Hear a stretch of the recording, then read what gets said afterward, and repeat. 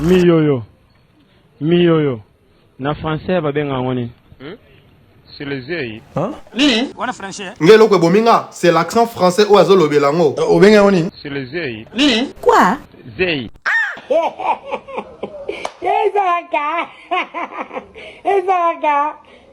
Mbote. Mbote aya. Tomonyo na pompage, te bovanda dans la pompage.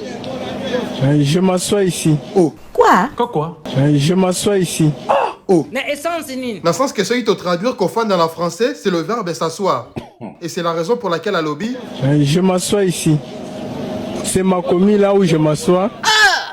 Disons, regarde français au héros. Ma sisi somme mouton pompage. Ni le bagno ko loba na mokonza. Premièrement, je remercie le chef de l'État qui a le bon cœur, qui fait de bonnes choses pour les Congolais. C'était un bon président pour moi.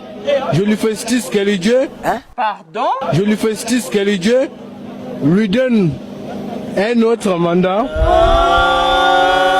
Donc Alnaka Lobande, je le félicite et que Dieu lui accorde un autre mandat. C'est pas possible. Donne-moi le nom d'un magasin commençant par F. Pharmacie. Bon, problème t'es au leki. Tanga moyibina français. Et bébio. Allez-y. Fermez le voleur. T. Qui dit mi? Qui dit mi? Eh, plutôt qui dit mi? Eh, qui dit mi? Qui dit mi? Yo le bini. Arrêtez les... Loba, arrêtez les nini. Le baron en français. Parle! Arrêtez les cambrioleurs. Yeah, yeah.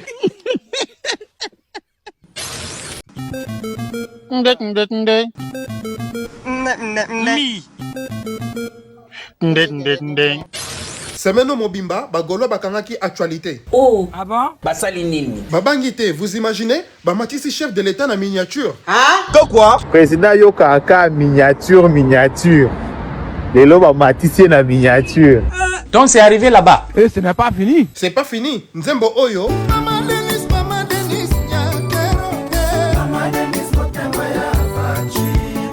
Bakomisiango en.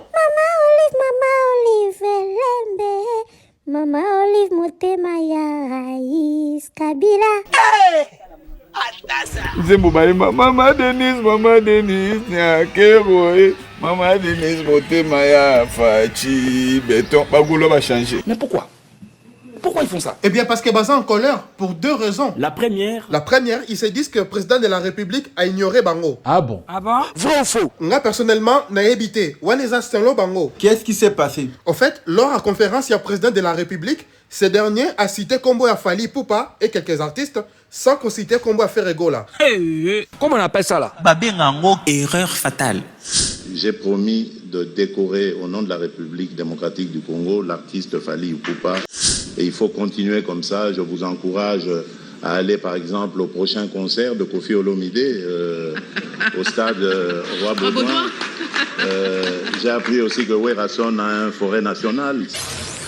Donc, le fait d'avoir cité le nom de Fali Poupa Et même d'avoir dit qu'il y a décoré sans citer le nom de Ferregola, il y a déclenché colère, il y a Gaulois. c'est normal. Parce que. Dans le lobby il faut le bapé ferrit. Quoi? Bandina. Dans le lobby il faut le bapé ferrit. Ils ont obligé. Ah oui. Parce que. Les loyaux, numéro 1, na mboka na bendele, zali Fali na feri. 2, on t'a l'équipe moninga zati. Ah. Ok? Mais fallait baber azamo. Te azali kolote. Ça qui fait la bête dans de François, on s'appelle plein. Ah oui. Nani a yebite na mboko yo sa génération ya F. Fali Ferré. OK. Oya yebi yango te nani. Donc, Bagoloa Basiliki Basepelite comment président Okoro Tanga Kombo a fait arrêter. Wana, c'est la première chose. Deuxième chose. Deuxième chose, où il a déclenché colère à Bagolois, ils ont sorti médiatique, il y a Patrick Mouyaya. Oh! Là-bas aussi. Qu'on appelle attaquer Mouyaya fort. Faites voir ça. Sila mazwa ki bandali no mema kuna na kibandali. Oyoki Patrick Mouyaya, zwa ki bandali na yo mema kuna ke ko sala ki defa kuna keba. Peuple yo, peuple. Gaulois na sengi kimia. Gaulois sont fins à 5 h du matin. Tout combien on dingue? Tokomi kuna parce que Mouyaya avait dit que le gouvernement est soutenant qu'il fallait pour que concerne Nayewana et Betama. Donc, elle a moussé encore bas soupçon sur les 1 million de dollars déversés par le gouvernement pour l'achat de billets de concert. Mais, et ben, il en est nini. na mboka pasi boye na nzala oyo tozana yango c'est pas possible okomela na niveau wana ndenge nini ya kobimisa 1 million de dollars. Waouh. Bah franc congolais hein, mais plutôt 1 million de dollars. Et tout ça pourquoi? Pour louer ma bus. On sommet à battre ma billet. Yozo bunda pona plein. Tozo bunda pona. Ça c'est pas la culture. C'est grave. Timba, merci beaucoup, félicitations. Mbongo ba yibela kiyo osali nango musala ndenge batindela kiyo. Nayoki kuti soki ba ko décorer. C'est que ba féliciter. C'est pas possible. On va changer de chapitre.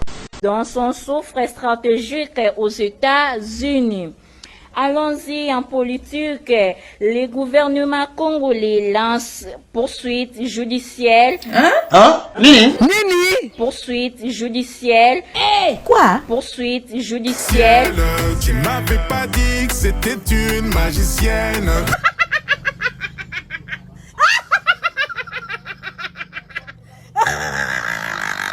Oh, le gros c'est Kabwendene. Oh, Zana Karis.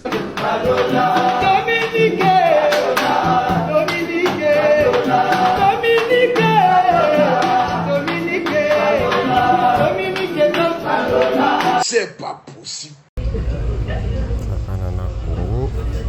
Mwana mondele azoloba ye moko makambo eleki azokwanza mutu azoseka ye moko donc azokamwa eloko nini naye koluka na mboka oyo nzambe navana na poto te kavi nanga nekomi na Congo donc amela mwa azokamwa donc mo ezolekela ye azosimba mutu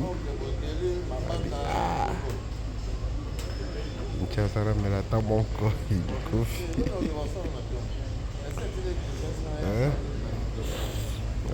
Vida ngai kamera tamo dikaya. Elo la ngai stress.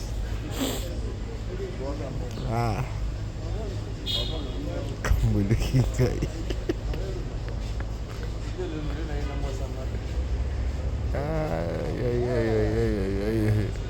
Même la tamolikaya pour choisir. Ça gagne la Congo. Ayo Congo Kinshasa. Kisasa ya mystique. Anya mnafanya. Donya fanya wa mutu. Yo. Fanya wa mutu wewe. Oh. Zana. Oh. Ndio fanya wa mutu. Yo hapo. Bien, nous sommes découragés. Ali. Ouais, et puis le dôme ne réveille pas. Ali. Ali, faut te lever. Il est 16h, va te laver en partie. En partie,